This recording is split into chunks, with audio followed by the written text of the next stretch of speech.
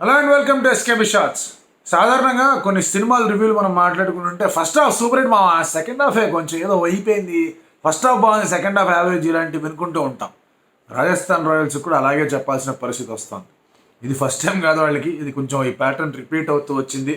And సగం stage అయిపోయిన తర్వాత దే వర్ డామినేటింగ్, ఆ తర్వాత they are found wanting.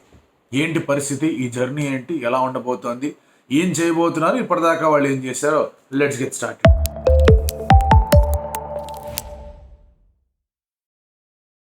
So ఈ journey to playoffs part 2లో రాజస్థాన్ రాయల్స్ గురించి మనం మాట్లాడుకుందాం.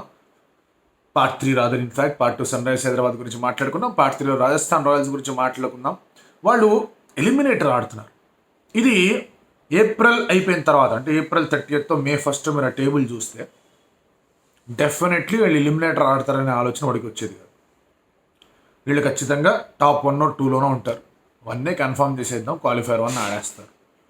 కానీ అనూహ్యమైన రీతిలో 4 మ్యాచ్లు వరుసపెట్టి ఓడిపోవడం, ఆఖరి మ్యాచ్ సరే గెలుద్దాం అనుకుంటున్న సమయంలో వర్షం పడ్డం, ఆ వర్షం ఆగిపోయి సరే టాస్ వేసి 7 ఓవర్ల మ్యాచ్ అని చెప్పేసి ప్లేయింగ్ కండిషన్స్ రివైజ్ అయ్యి క్యాప్టెన్లు ఇద్దరికి షీట్ ఇచ్చిన తర్వాత మళ్ళీ వర్షం పడ్డం, దాంతో 17 పాయింట్ల దగ్గర ఉన్నారు. నెట్ రన్ రేట్ అనేది కాస్త తగ్గుముఖం పట్టింది. దానివల్ల ఎస్ఆర్హెచ్ ముందుకు వెళ్ళారు, వీళ్ళు ఇక్కడ ఆగిపోయారు. So they playing the eliminator. So దీనికి ఈ వర్షం మీద నెట్టేయడం కరెక్ట్గా, వర్షం అనేది డెఫినెట్లీ ఫ్యాక్టర్, పెద్ద ఫ్యాక్టర్ ప్లే చేసింది. కానీ the last few matches where they కూడా వన్. అందులో ప్రధానంగా ఒక మ్యాచ్ ఎస్ఆర్హెచ్తో 1 run ఓడిపోయిన మ్యాచ్, లాస్ట్ బాల్ కొట్టేస్తారనుకుంటున్న సమయంలో ఆ ఫుల్ టాస్ బాల్ అటెంప్టెడ్ వరకు కొంచెం ఫుల్ టాస్గా వచ్చింది, రౌమన్ పవల్ ప్యాడ్కి తగిలింది, ఎంపైర్ అవుట్ ఇచ్చాడు, అయిపోయింది, అది అవుట్ కూడా. అది గెలుచుంటే సన్ రైజర్స్ హైదరాబాద్ ఎలిమినేటర్ ఆడేవాళ్ళు, వీళ్ళేమో క్వాలిఫైర్ 1 ఆడేవాళ్ళు. నెక్స్ట్ ఇంకోటి ఎక్కడ అయింది అంటే డీసీ వర్సెస్ రాజస్థాన్ రాయల్స్ మ్యాచ్లో సంజు శాంసన్ క్యాచ్ గురించి పెద్ద ఎత్తున ఇది నడిచిపోయింది. అది అటెట్ట చూసి అవుట్ ఇచ్చేసాడు, అది ఇది అని చెప్పి దట్ వాజ్ అవుట్. ఆ రోజే చెప్పే దట్ వాజ్ అవుట్, అండ్ ఇప్పుడు చెప్తే దట్ వాజ్ అవుట్.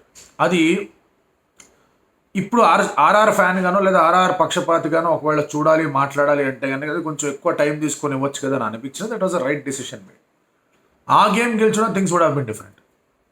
ఆ గేమ్ గెలుచుంటే వాళ్ళు 2 పాయింట్లు ఎక్స్ట్రా వచ్చే 19 పాయింట్లతో ఉండేవాళ్ళు, వాళ్ళు క్వాలిఫైర్ 1 ఆడేవాళ్ళు. సో దీస్ 2 games వాళ్ళకి త్రుటిలో తప్పిపోయినాయి వాళ్ళకి. మిగతా చెన్నై గేమ్ చూసుకుంటే కనుక the last the big margin, కాదనట్లేదు, అక్కడ దిల్ బి డిసప్పాయింటెడ్, ఇదేంట బయట ఎట్లా ఓడిపోయావు, ఇదేం గోలా అని. పంజాబ్తో ఆడిన మ్యాచ్ కూడా Dil feel very very disappointed. It was not conducive to bat ఆ పిచ్ అనేది. బట్ సంజు శాంసన్ అవుట్ అయిన తీరు అక్కడ మళ్ళీ ఇబ్బందికి గురి చేసింది. సో ప్రతి మ్యాచ్లో ఎక్సెప్ట్ ఎస్ఆర్హెచ్ మ్యాచ్ మీరు పక్కన పెట్టేస్తే కనుక మిగతా 3 మ్యాచ్ల్లో one of the key wickets ఏది ఉంది అంటే సంజు శాంసన్ వికెట్. ఢిల్లీ మ్యాచ్ కానీ, పంజాబ్ మ్యాచ్ కానీ, చెన్నై మ్యాచ్ కానీ, ఈ 3 కూడా వాళ్ళు ఓడిపోయిన 4 వరుస మ్యాచ్ల్లో ఈ 3 కూడా Sanju Samson wicket was one of the turning points. సరే చెన్నై మ్యాచ్లో మనం మాట్లాడుకుంటే అప్పటిదాకా ఏం జరగట్లేదు, ధ్రువ్ జురేలోనే వచ్చాడు, కాస్త బాగా ఆడు అనుకున్నా. సంజు అప్పటిదాకా కొంచెం సెట్ అయ్యి బాగా ఆడుంటే బాగుండేది అనిపించింది. So that was also a very important wicket at that point of time. అదొక ప్రాబ్లమే.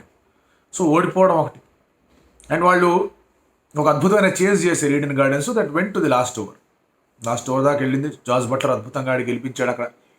అండ్ దానివల్ల పెద్దగా నెట్ రన్ రేట్ ఇంప్రూవ్ చేసుకోలేకపోయారు. ఆర్సీబీతో మ్యాచ్ గెలిచారు, సింపుల్గా సునాయాసంగానే గెలిచారు. 19 overs దాకా తీసుకెళ్లారు, గెలిచేశారు ఆ మ్యాచ్ని. బట్ అగైన్ 19th over దాకా వెళ్ళింది కదా అని కొంతమంది అన్న, that is fine, that is still fine. But yeah, అక్కడ ఇంకొంచెం ముందు ఫినిష్ చేస్తుంటే బాగుండేదని ఒక చిన్న ఐడియా అనేది వచ్చేది వాళ్ళకి. గుజరాత్తో మ్యాచ్ ఒకరు ఓడిపోయారు వాళ్ళు. ఈ 2 మ్యాచ్లు పక్కన పెట్టండి, గుజరాత్ ఏదైతే మ్యాచ్ వాళ్ళు ఓడిపోయారు, ట్రెంట్ బోల్ట్కి ఓవర్లోనే ఇవ్వకుండా, ఆ match will come back and haunt. అరే ఏం చేసాం అక్కడ, అయిపోయేది కదా మ్యాచ్ అక్కడే. సో ఇలాంటి డిసిషన్ ఎర్రర్స్ కూడా 1-2 ఉన్నాయి, 1-2 కన్నా ఎక్కువ లేవు. ఎందుకంటే Sanju Samson has bin a phenomenal captain. అతనికి చాలా మటుకు ఫస్ట్ హాఫ్ ఆఫ్ ది ఐపీఎల్లో చాలా మటుకు 5 bowlers వెళ్ళాడు, ఆ 5 bowlers రొటేట్ చేసాడు, ఫినిష్ చేశాడు. బ్యాటింగ్లో ముందుండి అతనే రెస్పాన్సిబిలిటీ తీసుకున్నాడు. ఫస్ట్ మ్యాచ్ కానివ్వండి, థర్డ్ మ్యాచ్ కానివ్వండి, took the entire responsibility. Jos Buttler and Jaiswal ఇంకా ఫామ్కి రాలా. రియాన్ పరాగ్ వాళ్ళకి ఒక సాలిడ్ వెనుముకలాగా నిలిచాడు. I think Riyan Parag he's been very very impressive. ఒకవేళ కనుక ఈ ఐపీఎల్ నుంచి ఐపీఎల్ 11 or 12 ఫామ్ చేయాలంటే Riyan Parag will definitely be there in my squad.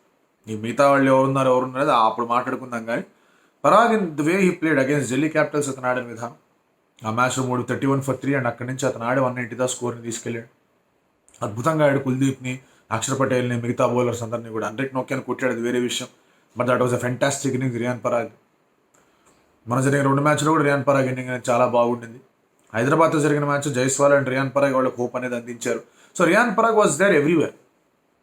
So అతను బాగా ఆడాడు, మీకు సంజు శాంసన్ బాగా ఆడాడు.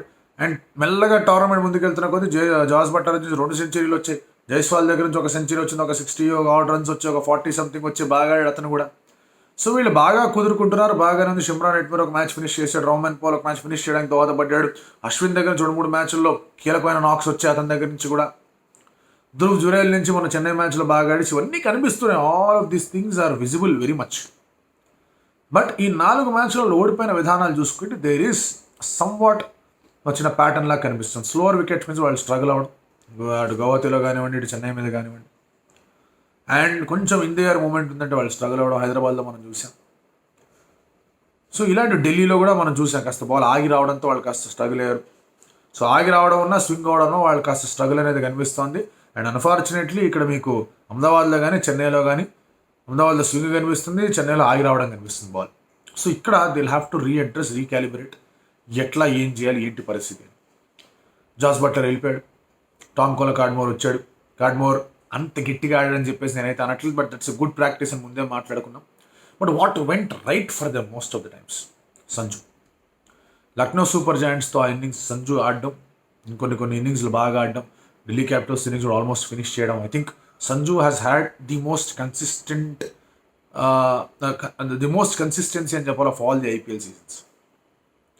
ఇతనికి ఉన్న ఈ కన్సిస్టెన్సీ అనేది లోపించింది క్రితం ఉన్న ఐపీఎల్ సీజన్లో. అండ్ దానివల్ల ఏం దబ్బాయి అనుకున్నారు. Now he has got that consistency followed by Riyan Parag. Sanju కీపర్గా, క్యాప్టెన్గా కూడా బాగా చేశాడు కాబట్టి ఆ బాధ్యతని పెట్టుకుని మరి బ్యాటింగ్ చేశాడు కాబట్టి అతను నెంబర్ 1 పొజిషన్లో పెడదాం రియాన్ పరాగ్. సో వీళ్ళిద్దరూ if they continue to do well, Riyan Parag is a better player of spin. Sanju అన్న అప్పుడప్పుడు కాస్త దొరుకుతాడు, కానీ Riyan Parag has been a very good player of spin and fast bowling కూడా. సో వీళ్ళిద్దరూ చాలా కీలకంగా మారబోతున్నారు. చిప్ అండ్ చాప్ కొంత చేశారు వీళ్ళు. దూబేని ఆడించారు, శుభం దూబేని ఆడించే ప్రయత్నం చేశారు. తర్వాత మళ్ళీ ధ్రువ్ జురేల్ ఒక మ్యాచ్ అతనికి ఇంజరీ అని చెప్పేసి అతను లేడు, అది పక్కన పెట్టండి. ఓ మ్యాచ్లో షిమ్రాన్ హెట్మేర్ అన్నారు, ఓ మ్యాచ్లో రోమన్ పౌల్ అన్నారు, ఓ మ్యాచ్లో ఇద్దరు అన్నారు. అలాంటి పరిస్థితులు వచ్చాయి. ఇక నందిని బర్గరా లేదా ట్రెంట్ బోల్ట్ అలాంటి ఒక చిన్న ఇష్యూస్ కూడా వాళ్ళ దగ్గర ఉన్నాయి. సో ఇలాంటి problems are definitely visible. So దీన్ని వాళ్ళు అడ్రస్ చేసుకోవాల్సిన అవసరం ఉంది. See the moment you go to Ahmedabad మీకు స్వింగ్ కనిపిస్తుంది.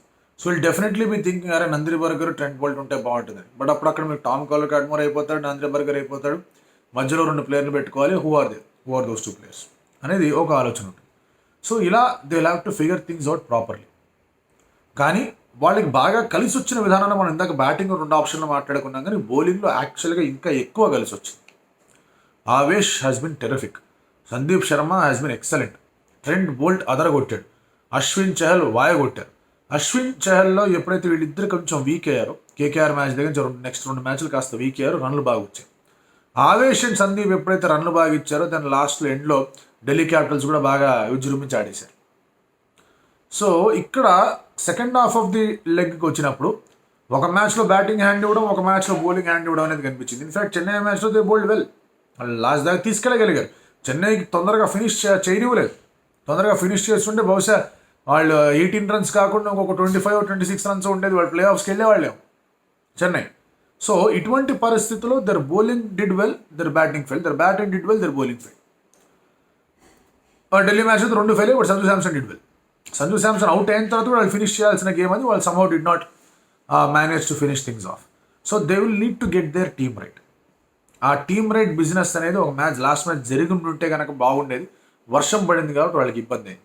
బట్ ఒక ఆవేష్ ఖాన్, ఒక సందీప్ శర్మ, ఒక Trent Boult, Ashwin Chahal, Nandini burger 6 అయ్యారు. ఆ తర్వాత Dhruv Jurel and Shimron Hetmyer. ఆ తర్వాత మీకు రోమన్ పౌలా, లేకపోతే మీరు డిసైడ్ చేసుకోండి టామ్ కార్డ్మోర్ డిసైడ్ చేసుకోండి, లేదా ఎందుకు మనకి బర్గర్ కుల్దీప్ సేన్ తెచ్చుకున్నాడు, కుల్దీప్ సేన్ తెచ్చుకొని ఇద్దరిని ఆడించుకోండి. అయ్యారు ఇక్కడ 10 మంది. Of course Sanju and Riyan Parag, Yashasvi Jaiswal are already there. So ఈ 12 మంది ఉన్నారు ఇక్కడ. ఈ 12 మందిలో మీకు 13 పేర్లు చెప్పి అందులో you can figure out. Kuldeep Sen తెచ్చుకొని అతను పక్కన పెట్టాలి, ఇతను తెచ్చుకొని అతను పక్కన పెట్టాలి, what ever it is you can figure things out about the 12. So ఈ టీం అనేది ఒక బిలీఫ్ సిస్టమ్ అనేది మళ్ళీ తీసుకొని రావాలి. They had immense belief first హాఫ్లో. సెకండ్ హాఫ్లో 3 మ్యాచ్లు ఓడిపోయిన తర్వాత సంజు శాంసన్ ఒక ఇంట్రెస్టింగ్ మాట అన్నాడు, ఈ అవే గేమ్స్ మాకు అర్థం కావట్లేదు ఏం చేయాలి అన్నాడు. దిమ్మ తిరిగింది నాకు ఆ మాట వినేసరికి.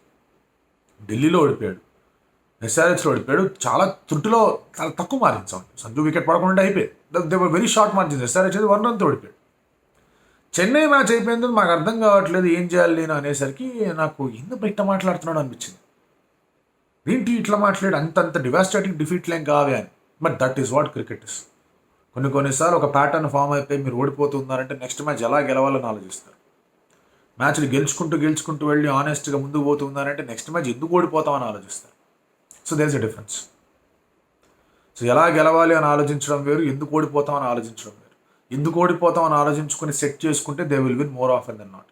ఎలా గెలుస్తామని ఆలోచించుకుంటూ ఎందుకు ఓడిపోతున్నాం అనే విషయాన్ని ఆలోచించకుండా అంటే వాళ్ళు ఓటమి పాలయ్యే అవకాశాలు ఎక్కువగా ఉంటాయి. So I think RR should get that belief right.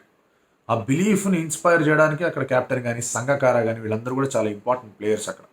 అంటే బిలీఫ్ సిస్టమ్ తీసుకొని రావడానికి అది జరిగిందంటే RR can do well. Still RR has got, ఇప్పుడున్న నలుగురిలో మనం మాట్లాడుకుంటే కనుక genuinely great spinners in this format. Ashwin and Chahal wicket taking, containing అన్నీ ఉన్నాయి. సరే కేకేఆర్ దగ్గర కూడా మంచి బౌలర్స్ ఉన్నారు, మీరు డిబేట్ చేయొచ్చు కాదనట్లేదు. కానీ these 2 guys have done exceedingly well in IPL. Ashwin అయితే గత 14 ఏళ్లుగా చేస్తున్నాడు, చహల్ కూడా ఆల్మోస్ట్ ఒక 9-10 ఏళ్లుగా చేస్తున్నాడు. సో వాళ్ళిద్దరు కనుక సరైన రీతిలో ఆడారంటే against the stroke makers of RCB they can pretty well do the job. But ఆ బిలీఫ్ సిస్టమ్ని ఇంజెక్ట్ చేసేది ఎవరు? మేలో ఒక్క మ్యాచ్ ఓడిపోలేదు, ఒక మ్యాచ్ గెలవలేదు. ఇన్ఫాక్ట్ మేలో ఒక్క మ్యాచ్ గెలవలేదు. మరి ఈ ఎలిమినేటర్ గెలవగలరా? It's a difficult road ahead for them. But ఏ విధంగా అయితే వాళ్ళు స్టార్ట్ చేశారు అదే విధంగా కనుక వాళ్ళు ముందుకెళ్ళగలిగితే, ఏ విధంగా అయితే వాళ్ళకి స్టార్ట్ వచ్చిందో ఫస్ట్ మ్యాచ్లో, ఏ విధంగా లక్నో సూపర్ జైంట్స్కి అగేన్స్ట్గా ఆలోచిస్తే కనుక రియాన్ పరాగ్, సంజు శాంసన్ బాగా ఆడడం, సందీప్ శర్మ లాస్ట్లో వచ్చి బౌలింగ్ బాగా వేయడం, ఆవేష్ ఖాన్ బాగా వేయడం, if they can get back to those things అప్పుడు ఆర్ఆర్లో మళ్ళీ ఒక బిలీఫ్ అనేది వస్తుంది. మనం ఎక్కువగా ఎందుకు అయిపోయింది ఎందుకు పోయిందని మాట్లాడదు. ఎందుకంటే ఎప్పుడైనా కూడా ఫినిష్ అనేది బాగా జరగాలి. ఫినిష్ బాగా జరగకపోతే కనుక స్టార్టింగ్ ఏం చేసినా కూడా వర్కౌట్ కాదు. స్టార్టింగ్ ఎంత బాగా చేశారన్న విషయం పదే మనం గుర్తు చేసుకోవాలి. Will they be able to do it again? కష్టం. అగైన్స్ట్ ఆర్సీబీ వాళ్ళు జగర్నాట్గా ముందుకు వస్తూ ఉన్నారు. బట్ ఆర్ఆర్ హ్యాస్ స్పిన్నర్స్, నేను చెప్తున్నాగా వాళ్ళ దగ్గర మంచి బౌలింగ్ కూడా ఉంది. So will have to wait and see what goes well for them. But they did play some great cricket. అందులో కూడా ఒక రియాన్ పరాగ్ ఎవరి మీద అయితే వాళ్ళు ఎఫర్ట్ పెట్టారు 5-6 ఏళ్లుగా, he has started delivery. And ఎంత అద్భుతంగా డెలివరీ చేశాడు. సందీప్ అండ్ ఆవేష్ అంతా కొని తెచ్చుకున్నారు. రావాలి మాకు ఆవేశం, లక్నో సూపర్ జైంట్స్ మరి తెచ్చుకున్నారు. బాబు ఒక మ్యాచ్ ఫినిష్ చేశాడు అక్కడే నాన్ స్ట్రైక్లో నుంచొని. సరే హెల్మెట్ రక్కోట్లేదు, but they did well. So Sandeep and Avesh did well. ఆ తర్వాత మీకు బోల్ట్ ఎప్పుడు కూడా బాగానే చేస్తూ ఉంటాడు. బర్గర్ అతనికి వచ్చిన ఆపర్చునిటీస్లో అతను బాగా చేశాడు. అది కేశవ్ మహారాజ్ కూడా వాళ్ళు ఎత్తుకుపోయారు. లక్నోకి వాళ్ళు తను ఏదో సపోర్ట్ బౌలర్ కాబట్టి అతను ఎత్తుకుపోయారు, ఎందుకంటే జాంపా లేడు కాబట్టి. అతను ఆడిన ఒక మ్యాచ్లో అతను బాగానే చేశాడు. కుల్దీప్ సేన్ వచ్చిన అవకాశాలు అతను బాగా యూటిలైజ్ చేసుకోగలిగాడు. సో కుల్దీప్ సేన్ బాగా ఆడాడు, సందీప్ బాగా ఆడాడు, ఆవేష్ బాగా ఆడాడు, పరాగ్ బాగా ఆడాడు. జురేల్కి వచ్చిన ఒక అవకాశం అతను మ్యాచ్ ఫినిష్ చేశాడు. చెన్నైకి అగేన్స్గా బాగాను ఆడాడు. Sanju again got this consistency back. So Indians did really well in this RR team. ఎప్పటి నుంచో కూడా ఒక కొత్త సెట్ ఆఫ్ యంగ్స్టర్స్ని వీళ్ళు ప్రపంచానికి పరిచయం చేసే ప్రయత్నాలు చేస్తూ వచ్చారు. ఈసారి కూడా వాళ్ళ మీద వర్క్ చేసి ఆ రిజల్ట్ అనేది చూపించారు. సో దానికి మాత్రం ఆర్ఆర్కి డెఫినెట్గా అప్రిసియేషన్స్ తెలపాలి. Still game, let's see how things go.